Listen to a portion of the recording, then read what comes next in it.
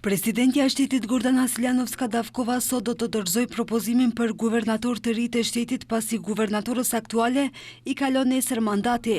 Ajo nuk deshi që të zbuloj emrin para se të dorëzoj propozimin në kuvend, por konfirmoi se do të jetë njëri nga kandidatët që përmenden në opinion.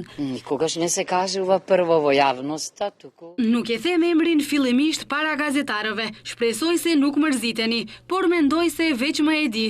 Vlerësoj se duhet të bisedohet me të gjithë kandidatët potencial, të dëgjohen mendimet e tyre për punën dhe për kandidatët e tjerë. Do të doja të ketë më shumë zgjedhje, por ajo nuk është çdo herë e mundur.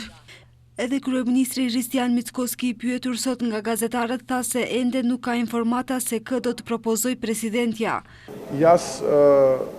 Nuk e di emrin, unë më njëherë pas kësaj ngjarje do të kem takim me presidenten dhe supozoj se do ta mësoj emrin. Në mesin e 3 kandidatëve më serios që përmenden në media është guvernatori aktuale Anita Angelovska-Bezhoska, profesori universitar Trajko Slaveski dhe ish ministri i financave Zoran Stavrevski. Dy të fundit vijnë nga partia e VMRO DPMNE-s. Slaveski është kryetari i Këshillit të qytetit të Shkupit, ndërkaq Stavrevski ka qenë ministri i financave në qeverinë e Gruevskit dhe dora e djathtë e tij.